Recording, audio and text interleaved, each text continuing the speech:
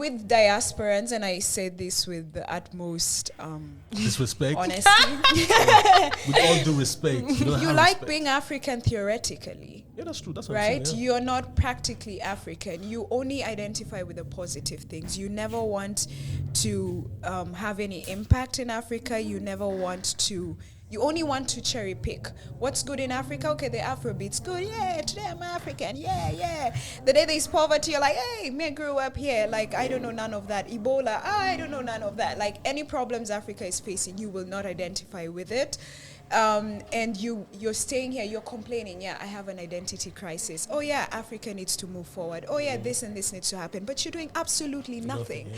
Like, absolutely nothing. Not even promoting tourism in Africa. Like, that's the least least you could do. Go to Africa and see Africa for what it really is. Hello guys, welcome to my YouTube channel. My name is Robi Masaga, for those who don't know me. If you're new here, feel most welcome. To my subscribers, I really appreciate for your support. Now guys, today I want us to talk about certain white guys who are calling on fellow white guys to come to Africa to explore opportunities here. Now, I want you to watch the video first, then come back after we discuss about it. Yeah. Here's the point. If you're a white guy, especially from the West, if you're from the West, it's easy for you to insert yourself into the highest reaches of African society. Because in Africa, automatically, by being American or European,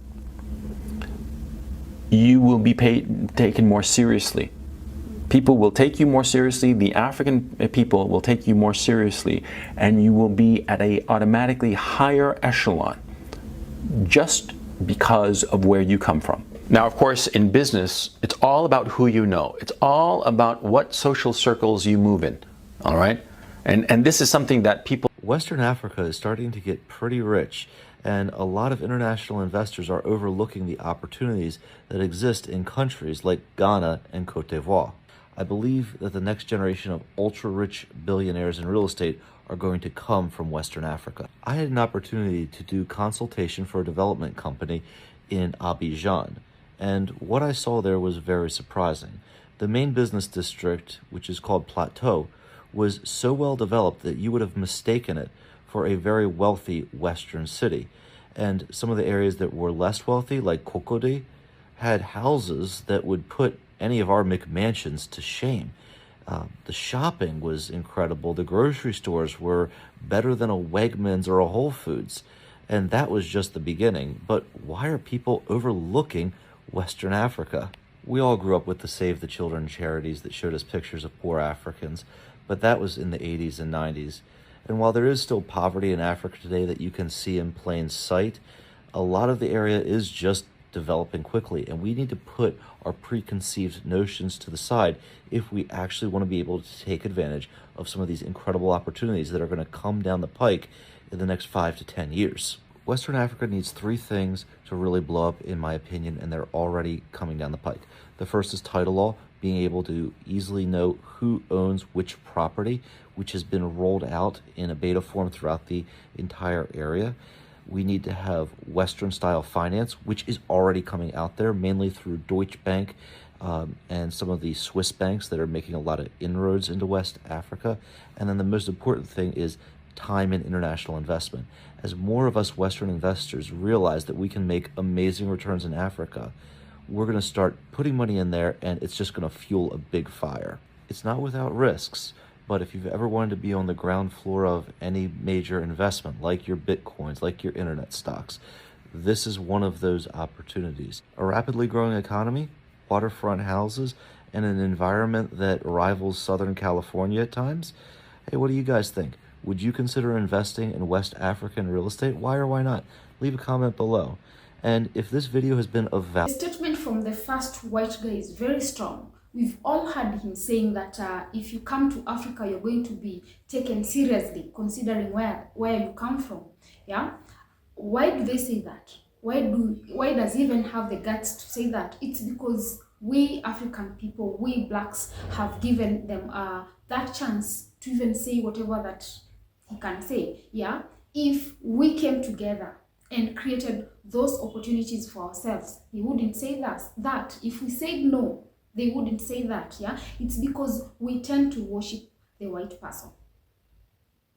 Yeah, why can't we come together? Why can't we come and invest on our own land before letting someone from outside to come here and invest? And when they invest, when they create those job opportunities, they will employ us, yes, but are they going to pay us according to the amount of work that we give? No.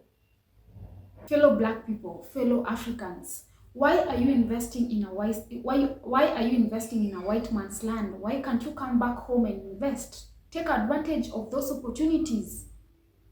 I'm very sure if a white man can come here and spot those opportunities, it means we've already seen those opportunities ourselves. Why can't we take advantage of that? Yeah, why can't we invest here, create job opportunities for fellow brothers and sisters who are jobless here? So many people don't have work here. Yeah, so many people don't have food, and we are able to create those job opportunities. Is it true that you could buy a single-family house in Accra, Ghana for less than $70,000 that's a lot nicer than what you could buy in America? Well, the answer is yes. And while you may think I'm exaggerating about how good of a deal Ghana is, when I show you how easy it is to move to Ghana and finance a property and escape the rat race of the Western world, you'll be so glad you watched this video. To demonstrate this, I want to talk about a particular gated community that we have for sale. It's only 20 kilometers from the airport, and we're selling 1,300 square foot single-family houses with 3 bedrooms, 2 baths, that's air-conditioned, that has quality finishing, 24/7 concierge service, and security so your house is watched even when you're away. And they also come with solar power, so your energy bill is probably going to be under $10 a month. Bear in mind, we are charging less than $70,000 for a concrete build. And if you're from the Western world, it might be hard to process these prices, but because we're building them at scale, these prices are possible and we're able to offer those savings to the end buyer. But what about the area? Is it any good? Well, yeah, it's really nice. The area is very safe.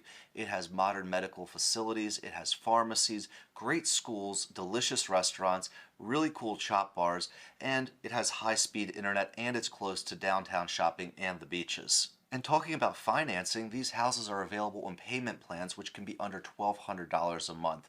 So if you use a payment plan, after 2 years, you own your house free and clear and never have to make a house payment for the rest of your life. If you're a teleworker, think about how powerful it is to work from Ghana as opposed to the Western world.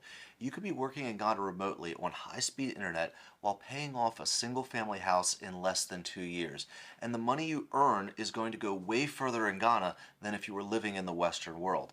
And the weather's better, and the food is better, and instead of waking up at 7 a.m. to get ready for work, your telework won't start until 1 p.m. because of the time zones. It's amazing to think about, isn't it, how your life could improve? As a teleworker in Africa, you would be waking up whenever you want, you would be having a nice breakfast every day, you'd be able to work out, run a few errands, all before sitting down in your air-conditioned African home to do your job and work remotely until evening, after which you could just walk to a local restaurant or drive downtown for a nice meal. And if you're at the age where you're starting to think about retirement, why wouldn't you be considering Ghana?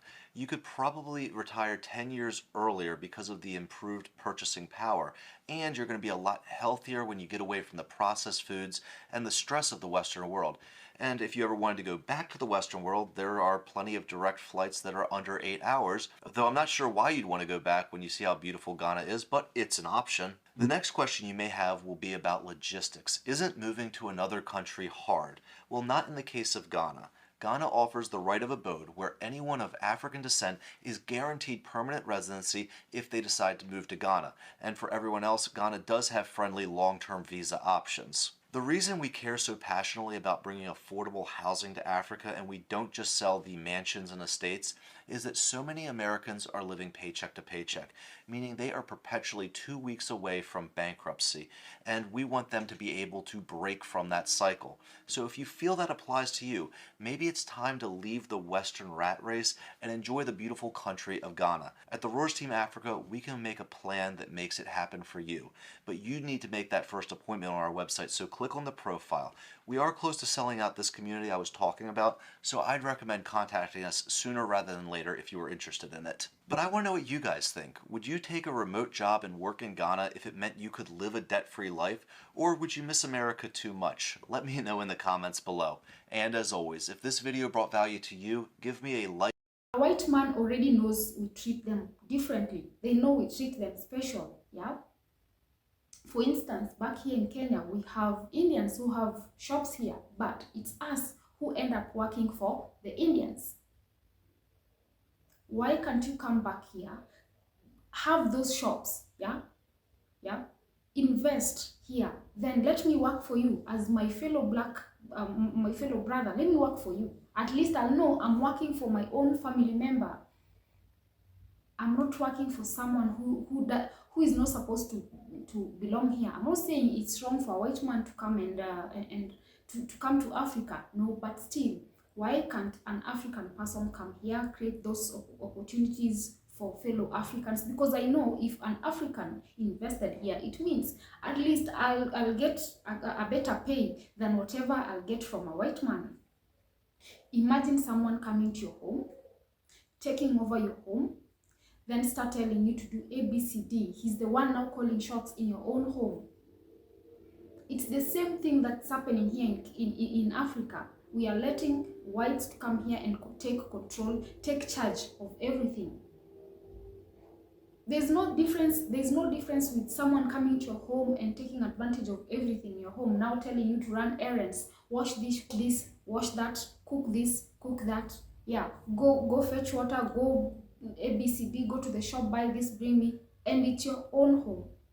There's no difference with allowing a white man to come to Africa to take charge. Africans who are in the diaspora, who are in Europe, in America, or wherever, why are you investing in a white man's land? Why can't you come back with your money and invest here?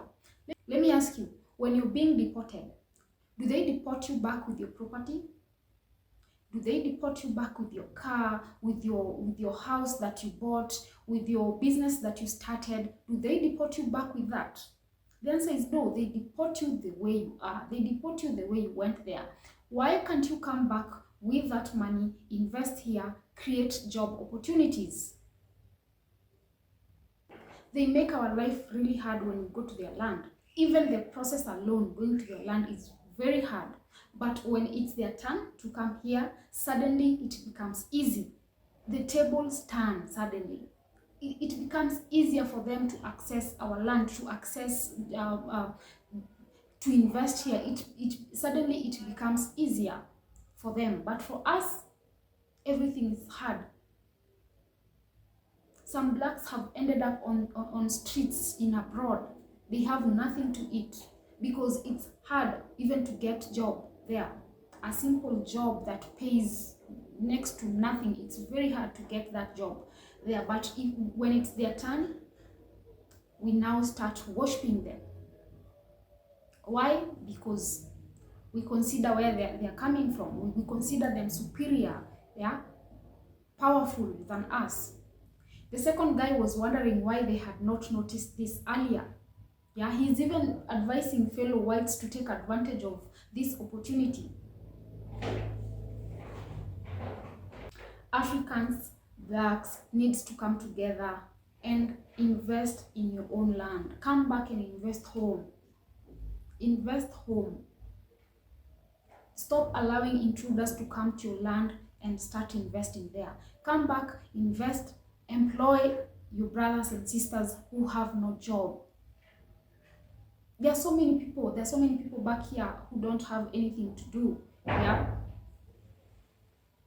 that's why we see crime everywhere, because we have youths who have nothing at all to do.